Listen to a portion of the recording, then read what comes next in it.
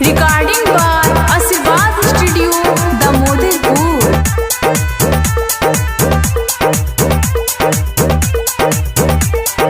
मलिया के होली में रंगाई असोगा गल,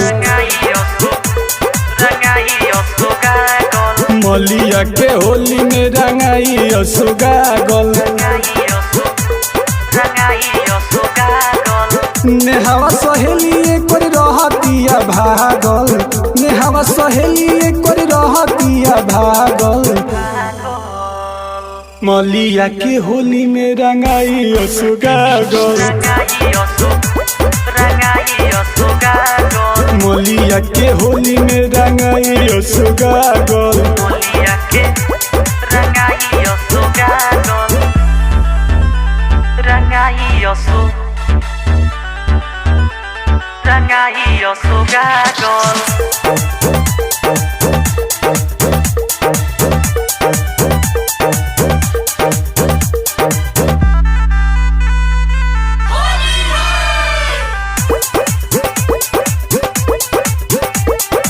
घरे ओकरा जाके पिछोती बोला के ओकर सूट नसाई, अंगुरी में बोरी जुलिया के ढोढ़ी सखी के ओकरा रंगाई, घरे ओकरा जाके पिछोती बोला के ओकर सूट नसाई, अंगुरी में बोरी जुलिया के ढोढ़ी सखी के ओकरा रंगाई,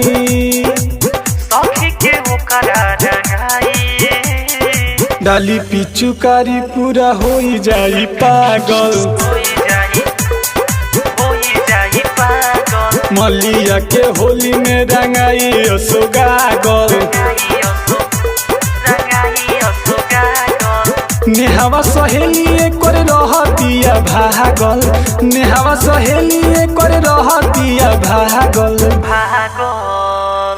मलिया के होली में रंगाई असोगा गल, मलिया के होली में रंगाई असोगा गल।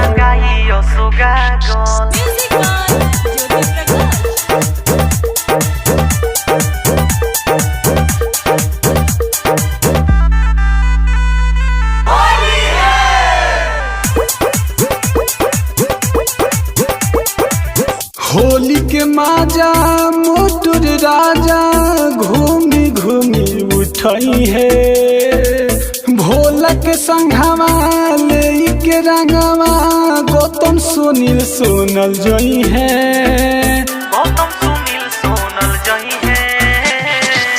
होली के माजा मोटुर राजा घूमी घूमी उठई है, भोला के संघवा ले के रंगवा गौतम सुनील सोनल जई है,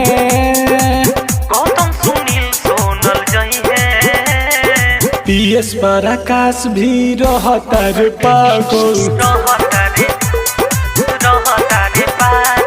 मलिया के होली में रंगाई असोगा गल,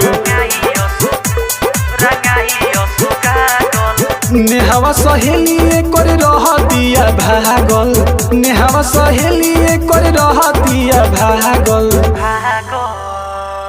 मलिया के होली में रंगाई असोगा गल,